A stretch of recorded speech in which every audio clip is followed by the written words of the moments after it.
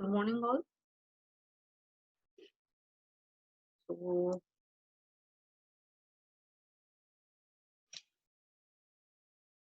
we'll see the network file systems in this lecture. So, before starting with today's lecture, just revise the things what we learned in the last lecture. Right? In the last lecture, we talked about the data integrity and the protection. Right? So, in the 16th, if you go through the contents, so the data integrity and the protection is one of the topic, and the file systems are some of the other topics. That is the NFS and the AFS. Right? So, what we learned in the data integrity and protection. So here we talked about the data integrity in file systems or in the storage systems, right? So we talked about the consistency of the data, then how we can validate the data while reading it from the disk, right? Then we talked about the disk failure modes, right? So that disk failure modes are nothing but the errors which are getting while accessing the disk blocks, right? And we talked about the two types of disk failure modes, that is the latent setup error and the block corruptions. So in LSC, that LSC is nothing but the error which is occurred when the disk sector is damaged, right? When one or more sectors are damaged, so that error called as the LSC error, right? And the other type of error we talked about, that is the block corruption. That is nothing but the holding wrong contents. When the block is holding the wrong contents, that time whatever the error will get, that time we can call it it's a corrupted block.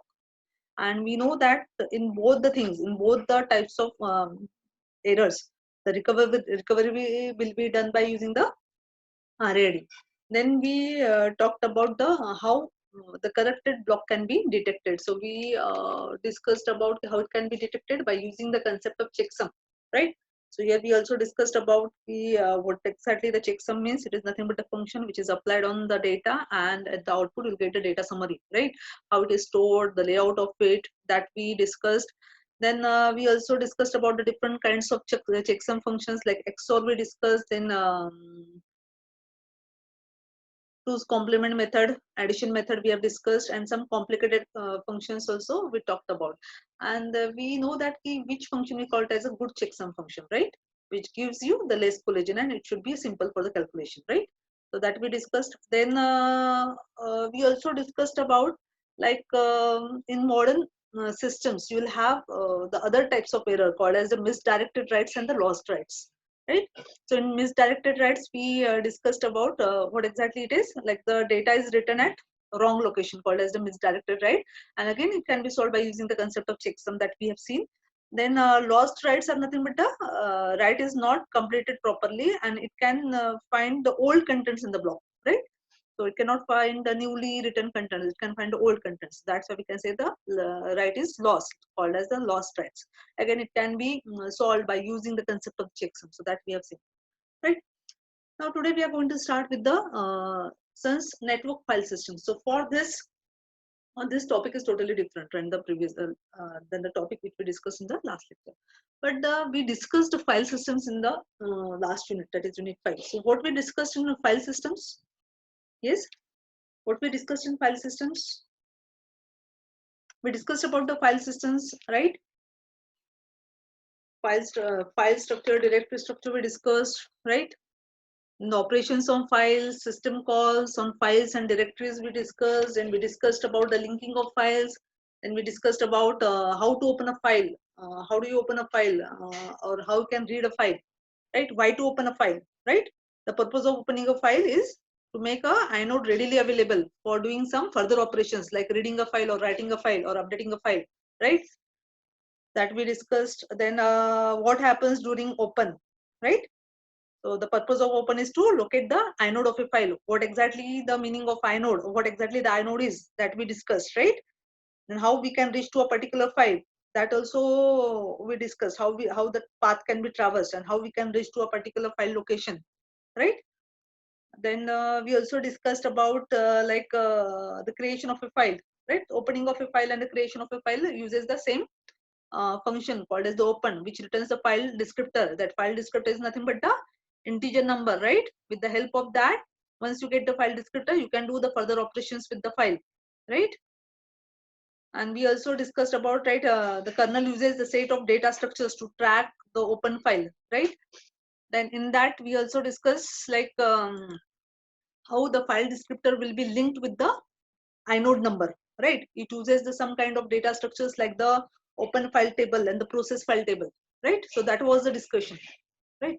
So now we'll start with the NFS, that is the network file system.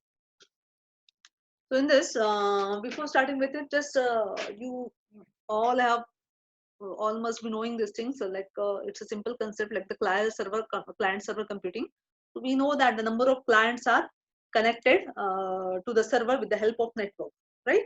So as these clients can communicate to the server with the help of network, and here in the server there is a file server, or you can say there are some disk on the server. All the data, that is the files and the directories, are stored over here, right? So client can make a request to the server through this network, and it can request for any file and the directory, and then that file and directory they can get from the server, right? Of course the server will satisfy the request which is made by the client, and it can the client can access the data from this network, right? That is the simple architecture. So we know that the number of the server stores the data on its disk, and the client requests data through well-formed protocol messages. So of course, whenever the client communicates with the server, it will communicate through the protocol, right? So client server computing benefits, what are the different benefits of this? Like the same view of file system. So same view of file system is like, for example, here you can see if you access a file on machine client 0, and then you are accessing a file from client 1. So of course, you can have the same view of a file. You can have the same view of a file as it is using the single file system, right?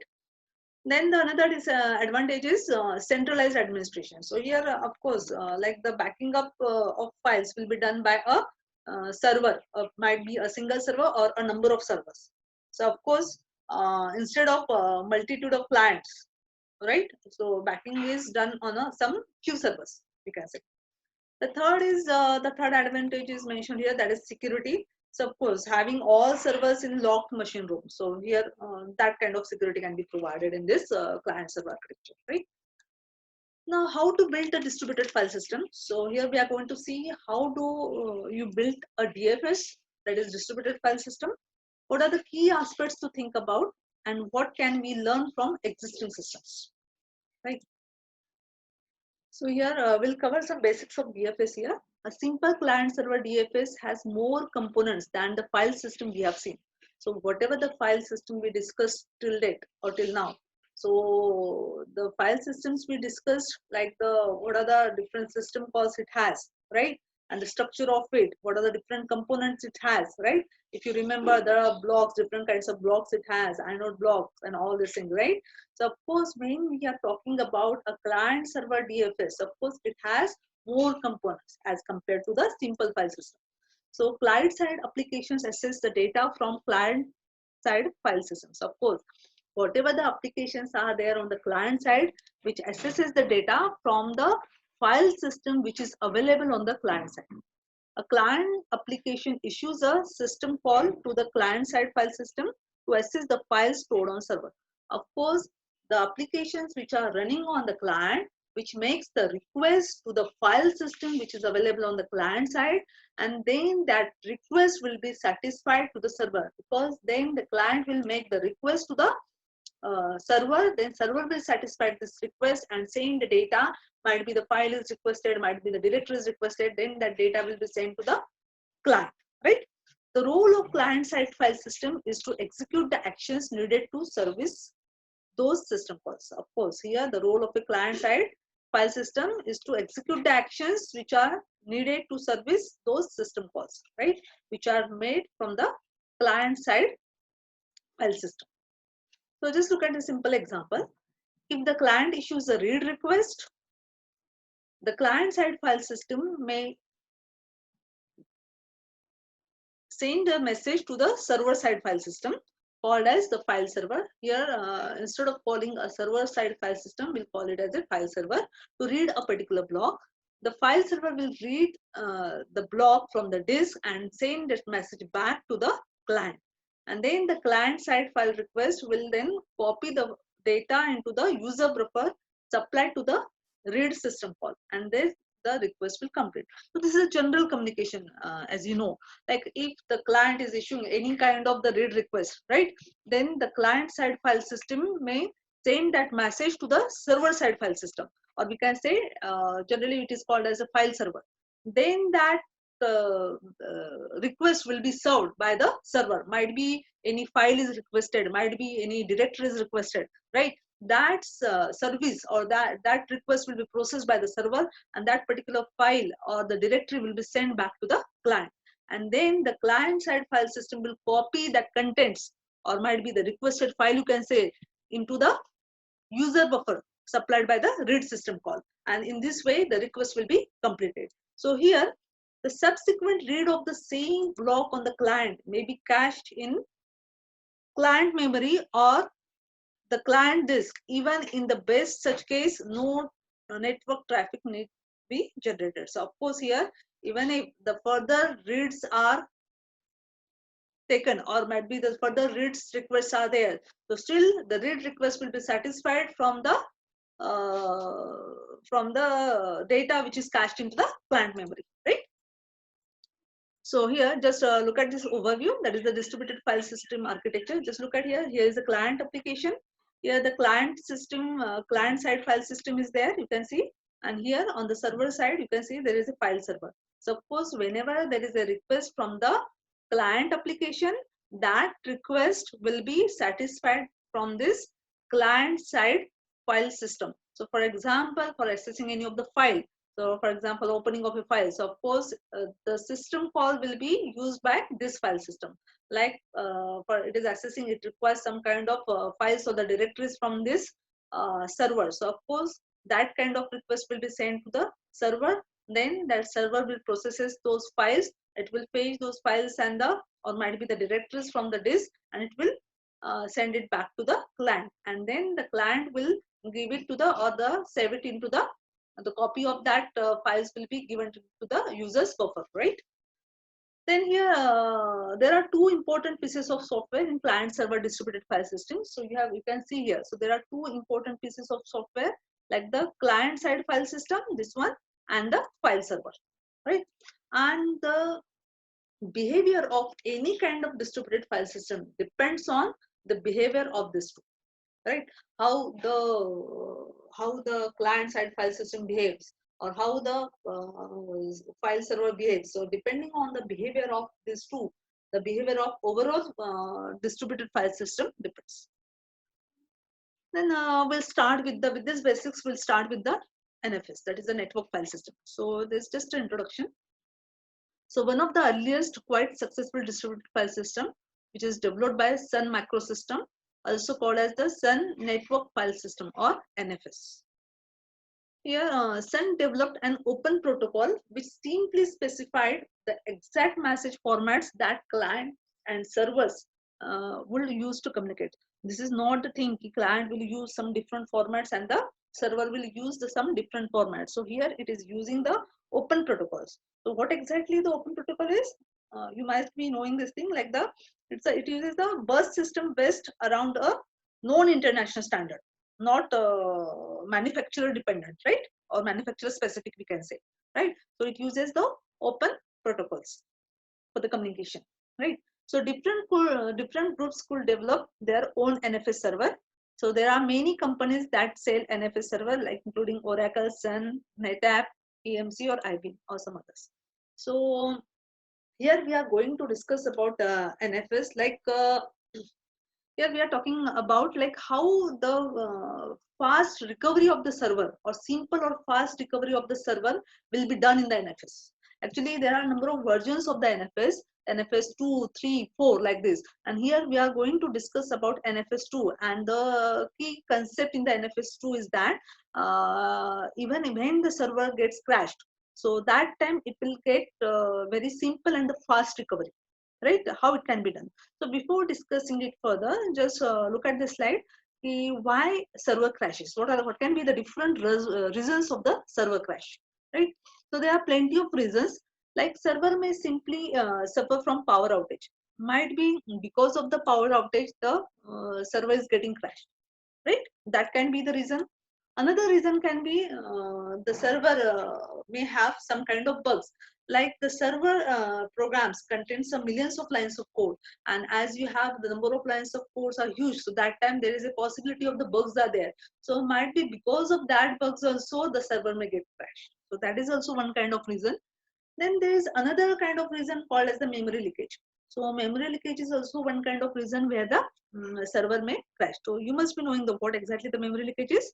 So memory leakage are caused by a program that unintentionally uses up increasing amount of memory while it is run, right? So that time you'll get the problem like a memory leakage, right? There can be the another reason can be a distributed file system. There is a network between the client and server system, and for example, if it becomes partition, if the client and server network becomes partition, so that time it may appear as if a remote machine has crashed. So actually the network is break, and but it appears that there cannot be communication between the network like the server and the client, right? But in reality it is just not a currently reachable through a network. The server is not reachable through a network, or might be the client is not reachable through a network, right? Because of that partition network.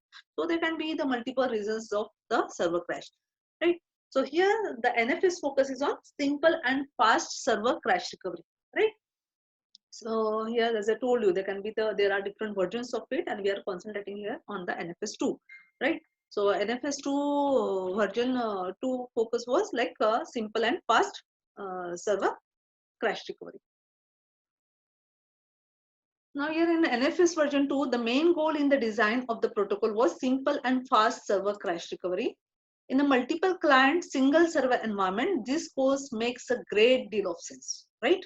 Of course, right? Because if the server goes, so the entire system will go, because all the clients are dependent on the server. So whenever the server gets crashed, the recovery of the server should be done fast, right?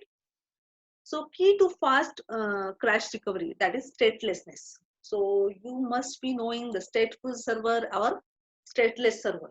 So here we are talking about as the NFS uses the stateless protocol for the communication, right? What exactly the stateless protocol is? You must have learned this thing before also, might be in the networking and all, right? The stateless protocol is a communication protocol in which no session information is retained by the server, or you can say by a receiver, right?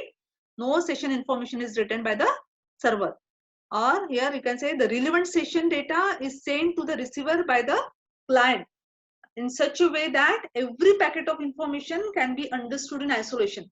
So every packet information is understood in isolation. There is no dependency on the previous packets, right? There is no dependency on the previous information, or you can say on the previous packets in the session, right?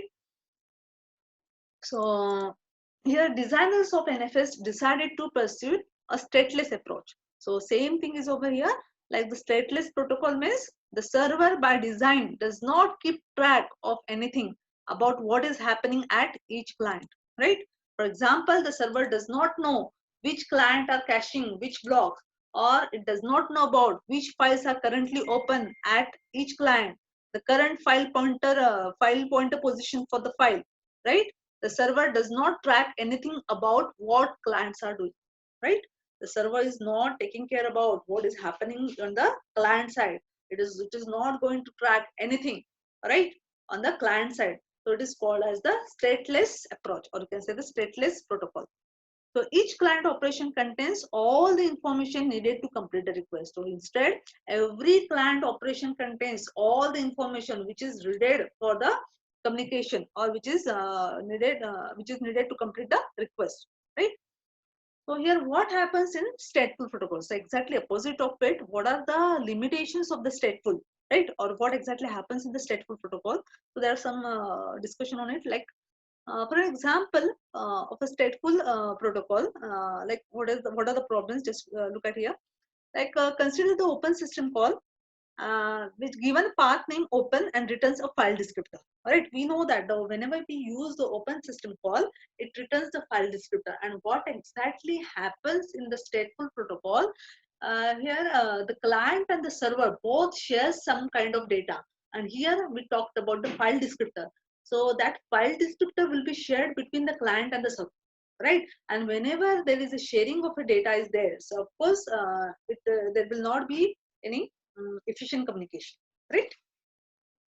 So here, just look at the example here. Now imagine that the client side file system opens the file by sending a protocol message to the server. Now here we are talking about the client side file system. So here client side file system opens the file by sending a protocol message to the server, like saying open the file foo and give me back a descriptor. See here on the client side, it is opening, it is giving a message, open the file foo, right? And give me back a descriptor. So what it is doing, the file server then opens the file locally on its side. Look at here, the file is opening on the server side, right? The file server then opens the file locally on its side and send that descriptor back to the client. And then on subsequent reads, the client application uses that descriptor to call the read. And then you can see this read will be performed by the client side, right?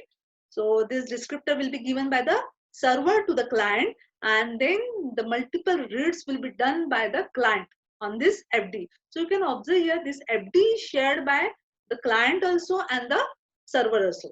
The file descriptor is a piece of shared state between the client and the server, and whenever you have that kind of shared states, which will complicates the cache recovery. So that is the problem with the stateful protocol, right?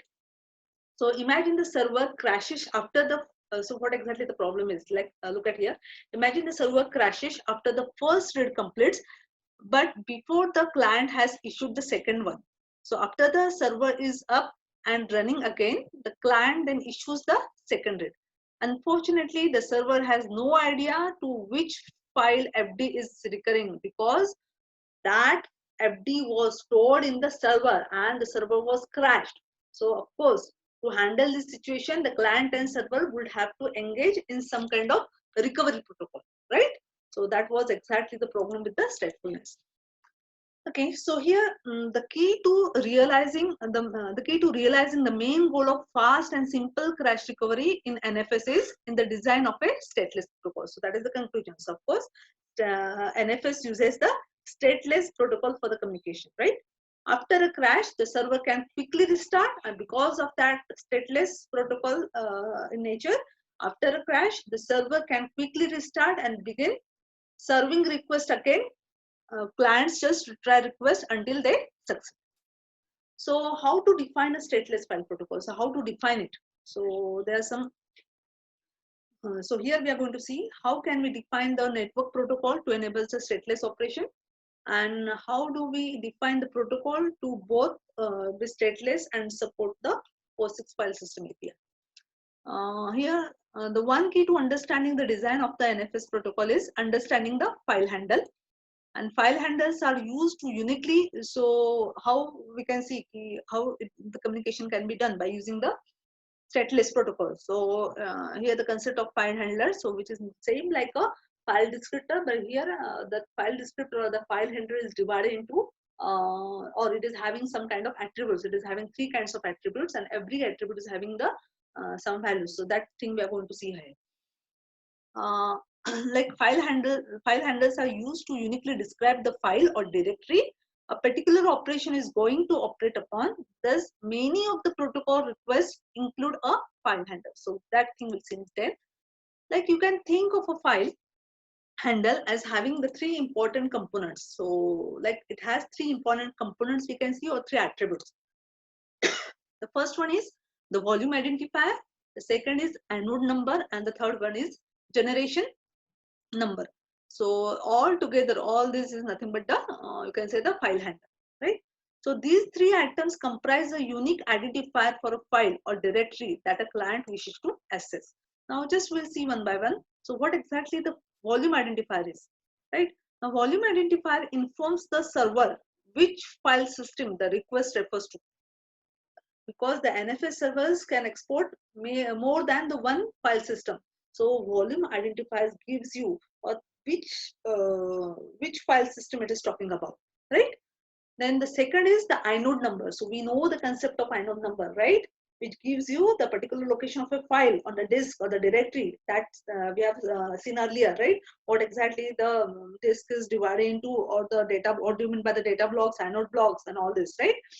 Then here the inode number tells the server which file within that partition the request is accessing.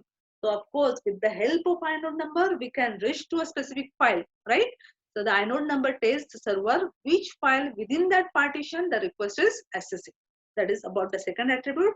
And the third attribute, that is the generation number. So finally, the generation number is needed when reusing the inode number by incrementing it, whether an inode number is used. So might be with whenever you are going to access the same file again, might be for the reading purpose or the writing purpose. So that time it will increment the count of that generation number, right? So whatever the time, how many times that inode will be accessed. Of course, whenever you access the inode, whenever you are doing the multiple operations with that file, right? So that generation number will give you, or it gives you the, which maintains the count of the count of how many times the inode will be accessed. Okay. So here, some of the important pieces of the protocol. So of course, there is a huge list of protocols, right? So here we are talking about the NFS protocols which are used for the communication. So there is a huge list of protocols, but some of the protocols we are going to see here, like NFS pros get attribute, right? So here the input is file handler, and which returns the attributes. Then another type of another is like NFS process. You can say set attributes. This is for setting the attributes. So input is file handler and attributes, and it is not returning anything, and it is used for the setting. Then another one is for lookup.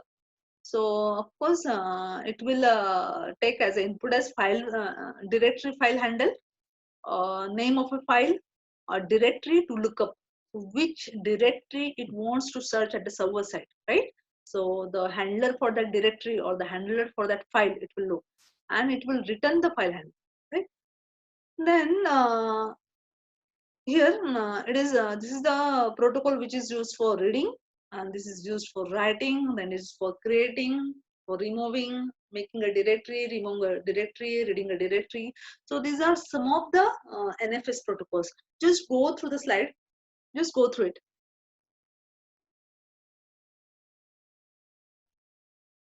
Okay. So here we'll see the lookup protocol message. The lookup protocol message is used to obtain the file handle. Just look at here how it will be used, like which is then subsequently used to access the file data. Once it gets the handler, it can be used to for the reading and the writing purpose. So just look at the sequence, like the client passes a directory file handle and name of the file to look up. Might be file want to access any kind of directory, or might be the file. So it will pass the directory file handle or the name of the file to the server, right? The handle to that file or a directory plus its attributes are passed back to the client from the server. So whatever the file is required, whatever the directory is required, that handle of the directory will be sent from the client to the server. Then server will be send that handle back to the client along with its attributes. Here the attributes are nothing but the metadata about that file, or might be the metadata about that directory, right? So we have already discussed what exactly the metadata is about. Just look at this example. If an application running on the client side opens the file /foo.txt, right? Now any of the application which is running on the client side want to access this file, like the name of the file is foo and the extension is txt, right? /foo.txt. The client side file system sends the lookup request to the server. So of course it uses this protocol, lookup protocol, right? It uses this lookup protocol. So what it will send? It will send file handler, name of the file, which file it wants to look up, right? And in return, you will get the file handle along with its attributes. That attributes is nothing but the metadata about its file. It will not only get the file handler, it will also get from the client the metadata about that file, or might be the directory, right? So here, the same thing we are talking about. It will pass it to the root file handle and the name foo. So of course, it will, a client will pass the root file handle, right, and the name of a file. And if the request is successful means what? If that file is present in the file server, of course, that time we can say this request is successful. If that file is not present, whatever the file is requested by the client and it is not present with server side, so of course that request is, we can say it is an unsuccessful request. Of course, that time the error will be occurred. So here, if the request is successful, the file handle and the attributes for foo.txt will be returned. So it will not only return the file handle, it will also return the attributes along with it. So attributes are just the metadata that the file system tracks about each file. So which includes the files such as the creation time, last modification time, then the size of a file, then the ownership, permission information, and so on, so forth. So whenever the client will get all these kind of information, including the metadata, then the client can do the further operations with that file. Might be the reading the file, might be the writing on that file, might be the updating of the file, right? So once the file handle is available, the client can read, the client can issue a read or read and write protocol message on a file to read or write file respectively. So again, for reading and the writing purpose, the protocols will be used. Like here we know, like these are the NFS protocols will be used for the reading. These are the protocols will be used for the writing. Again, it takes the file handle, then the offset and the count. This of course, which are the contents. By using the offset, we can reach to the particular content from where the data should be, data we want to read, right? The count is, of course, it is related to the how much data is there, how much data we want to read, right? And the data and the attributes, count data and attributes. And similarly for the write also, it will give the file handle, offset, count, and the data attributes. So with this information, the write protocol will perform the write operations. Like again, the file handle. So of course, we can reach to a particular file. Then the offset, we can reach to a particular contents which we want to write, and how much data we want to write, which gives in the count, and the attributes the specific location where the data should be written, right? So so once file handle is available, so that we have covered. So that is all about how these protocols can be used, right? So the next topic is about from protocols to distributed file systems. So that will cover in the next lecture. So what exactly the next topic we are going to cover?